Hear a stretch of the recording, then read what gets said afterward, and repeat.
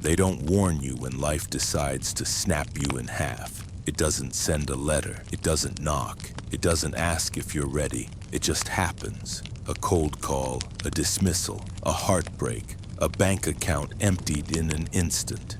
When it does, most people break. They tear their lives into stories of loss and spend the rest of their days proving how wounded they were. They fetch comfort like blankets, pile noise around them so the silence cannot examine their shame. But if you have come this far and if you have that hunger you cannot ignore, listen now. The moment you break is also the moment you begin to become. Niccolo Machiavelli did not write for the comfortable. He wrote for the betrayed, the hungry, the discarded. He wrote for those who have already been burned and are standing in the ashes, deciding whether to curl up or to build a furnace. This script is for the ones who will build. If you want to stay soft, stop here. Turn the page. But if you want to become someone the world cannot bend, then let the fire teach you how to make steel. First rule, comfort is a trap. Weak minds seek comfort, strong minds seek control. When pain arrives, most people chase warmth. They seek approval, reassurance, and anything that distracts them from the work inside. Comfort is honey, sweet, addictive, and slowly paralyzing. It anesthetizes the part of you that could act. Control begins inward. While others spend hours scrolling and whining, the future ruler is alone with a pen, a list, and a plan. You must learn to prefer the cold discipline of truth over the pleasant, poisonous relief of a compliment. Control over yourself is the first throne you must win. You will be called cold when you stop giving people the reaction they expect. Let them call you names. Your silence will be your armor. The moment you stop reacting, you stop being owned. This is not cruelty, it is efficiency. Train yourself to respond only when the move benefits your position, not when your emotions demand it. But then the world will test you. It will send someone you trusted to push your button. It will whisper your old failures back to you like a nightmare. When it does, you must not flinch. You must be a machine that recognizes patterns, the bait, the prod, the old itch, and remains indifferent. Say to yourself, my control is my revenge. Burn it into the muscle memory of your mind. Every time you feel the urge to soften, repeat it. Make it your reflex. Second rule, break emotion. Build the edge. Feel everything, but do not be governed by feelings. Emotions are signals, not commands. When you react automatically, you hand your opponent the map to your weaknesses. Machiavelli taught that appearances are tools. Use emotion tactically. Allow grief, anger, shame. Feel them, then file them as data. Ask, what does this emotion reveal? Who benefits from my pain? Where did I give them a lever? There is a crucial difference between the private and the public you. Privately, let your thoughts storm and reorganize. Publicly, let your presence be measured and precise. When you move with calculation, every action lands with more force because it was chosen, not reflexive. If someone insults you in public, they are testing the radius of your control. Do not gift them the spectacle of your collapse. Instead, analyze what the test exposed, then design the response that chips away at their leverage. Breaking emotion is not becoming a robot. It's becoming a surgeon. A surgeon feels the cut through skill, not panic. Weep if you need to, but not at the altar of distractive performance. Practice delayed reaction. When provoked, breathe, write, walk, list options, then decide. This delay is your edge. Say to yourself, I feel nothing. I move with precision. Third rule, rewrite your narrative or stay broken. People cling to their suffering because identity is easier than challenge. They define themselves by past pain, and in doing so, they let history vote on their present. You are not the wounded story you have been repeating. You are an architect capable of erasing the old blueprints and drafting a new city. Rewriting your narrative is not a lie. It is a strategy. Decide which fragments of your history get to run the courthouse of your mind. Stop introducing your past to present conversations. Instead, let your actions be the story you tell. If someone tries to remind you of the old you, smile inwardly and keep moving. They are attempting to reapply a label that no longer fits. This process will be violent. You will murder a version of yourself. There will be regret and sometimes grief for the simpler lies you once believed. That is normal. But do not trade the rough work of reinvention for the cheap comfort of being recognized as hurt. Perception is power. When people perceive you as recalibrated, they will interact with you differently. So change how you are seen by changing what you allow to be said about you. However, rewriting alone will not free you. You must cut attachments. Fourth rule, kill attachment. Build inner power. Attachment is the silent chain. You attach to people, to outcomes, to identities, and then you spend your life rearranging to protect these anchors. The moment your peace depends on something external, that something becomes a jailer with a key. Detach without becoming callous. This is a learned muscle. It grows through small lifts. Start by removing what costs you dignity. The habit that consoles, the friend who takes without giving. The project that feeds ego but kills time.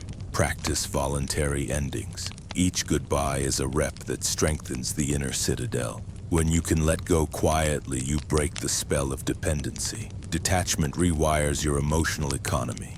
Scarcity of attention becomes the premium you protect. Machiavelli's counsel was never about emotionless life. It was about targeted investment. Love and loyalty are allowed, but only when they earn a place inside your fortress. Say, attachment is weakness. I choose control. Repeat it until it ceases to be a phrase and becomes a posture. Fifth rule, isolation is where kings are forged. Solitude is a workshop, not a prison. Most people fear being alone because loneliness exposes the parts of them they have avoided. But isolation practiced with purpose is the most efficient teacher. It pushes you to confront your own machinery. Use isolation as training. Set work blocks, impose silence, and force the inventory of your mistakes. When you sit alone with your past, you will see the pattern that people and circumstances hide from you. You will find the habit loops that cost you agency. You will find how often you borrowed identity from other people's mirrors. This is where real change happens. The man who emerges from trained isolation is either more broken or more dangerous.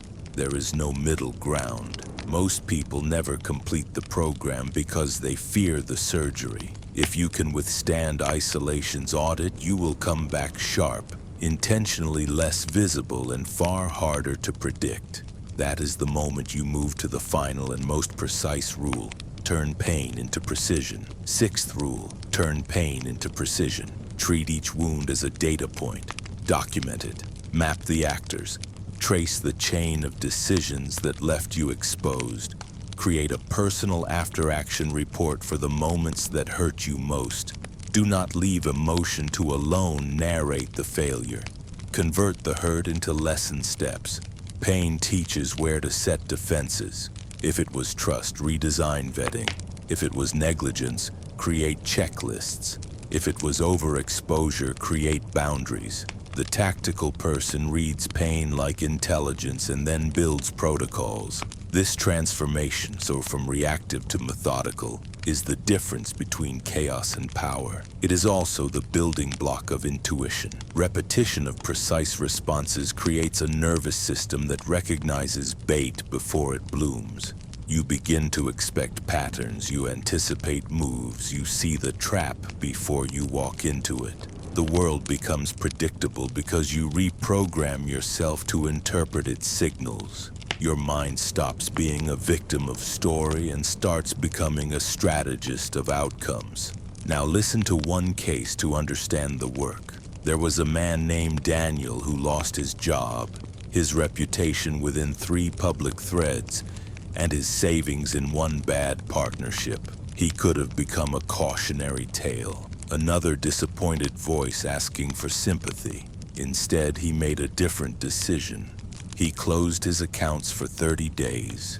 He stopped explaining himself to anyone. He wrote a ledger of every failure and every person who had affected those failures, including his own mistakes. Then he designed 3 defenses: a rule for screening partnerships, a communication script that removed emotional bait from conversations, and a daily ritual that forced disciplined discomfort. No entertainment for work hours, cold showers, and focused 5-hour deep work blocks. 3 months later, when his former partners tried to drag him into a public argument to extract social leverage, he did not answer in public. He used his script, sent one measured message that severed the manipulation, and then executed a quiet plan that rebuilt his business. People thought he was lucky. They called him resilient. They did not see the ledger. They did not witness the nights he rewired the circuits that had allowed the collapse. This is the work. Rebuild the inner machinery so that you control the conditions of each fight. But then, challenges change form. When you are stealthy, the attacks become more subtle. You will receive micro-ambushes, a compliment meant to extract a concession, a request for help that tests resources, an attempt to coerce through nostalgia. These are the tests of those who learn to be unreadable. When you stop reacting to obvious hits, manipulators refine their tools. Here are concrete scripts, the words you can use when you would otherwise confuse yourself. When guilt is used to extract help, I hear you. I can't do that right now. When nostalgia is deployed to trap you, I remember that time too. My priorities are different now. When someone demands an explanation, I don't owe an explanation for decisions that serve my growth. Practice these phrases. They are small, but in the aggregate they transform how you navigate relationships. Practice them until the use of them becomes reflexive and the absence of a reflex is noticed more than the presence of speech. However, there will be a cost. The work of reinvention requires sacrifices that are not glamorous. Mornings will be lonelier. You will miss birthdays. You will disappoint people who have always relied on your immediacy. There will be nights when the cheapest option feels like a mercy. There will be mornings you want to return to the soft life that numbs instead of edits. Acknowledge this cost. Do not romanticize it. Strategy is not without expense, but also know this. The people who complain about the price often never would have afforded the currency you are buying. You are paying with time for a version of yourself that returns with leverage. Leverage that compounds. Now consider the details of your protocols. Not every system is heavy. Some are tiny and produce outsized results. A 2-minute morning audit. 5 things you will refuse that day. An end-of-day extraction. 1 lesson, 1 defensive change, 1 victory. A public index of privacy. Choose 3 topics you never discuss publicly. Keep them sacred. A betrayal map. List those who have betrayed you and the patterns they used. Look for repeat strategies. Chart the red flags they share. These tiny procedures force your mind to automate clarity. That's when everything changed for many true survivors. They realized the enemy was not people, it was patterns. The common strategies that had repeatedly collapsed them. Once a weakness is mapped, it can be defended. The mind stops being a battlefield it fights pointlessly and becomes a fortress that anticipates siege tools. At scale, this approach produces luck. Not magical luck, but structural luck. The kind where the environment begins to push advantage your way because you built systems other people didn't. Another essential element is language. Words police behavior, for yourself and for others. Begin by declaring non-negotiables in a language that feels precise and public. Not for vanity, but for accountability. Write them on a paper and keep it where you will see it daily. Examples. I will not answer after 10 p.m. I will not invest more than 10% in an unvetted partner. I will not allow social media to guide my emotions. These sentences are not rules for everyone. They are rules for you. They remove ambiguity, which is the greatest exploiters love. Now, a small exercise in tactical perception. Over the next 7 days, pay attention to 3 things. Who asks you for immediate answers? Who asks you to prove yourself? And who repays your time? This triad will reveal your real allies.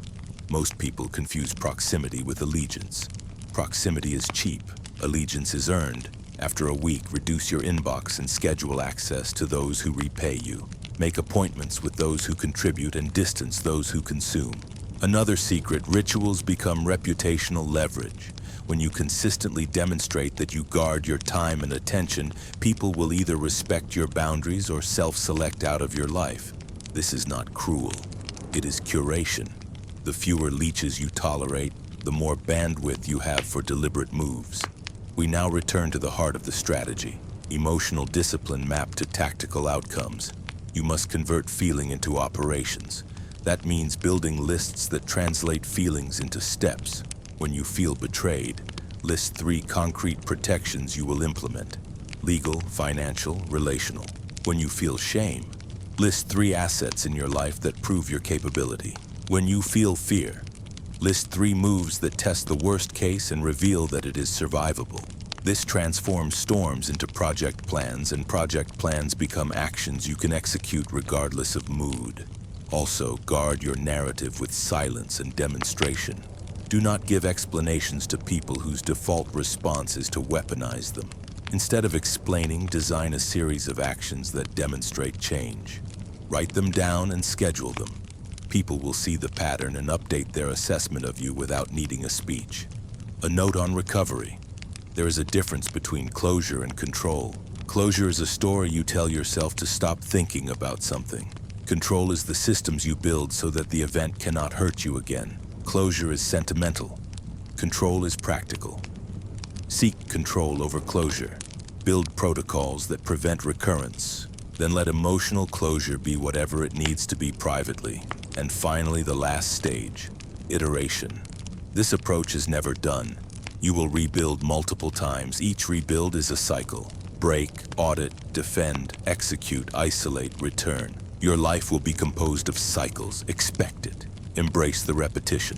The foolish believe suffering is a single event. The strategic know it's a curriculum.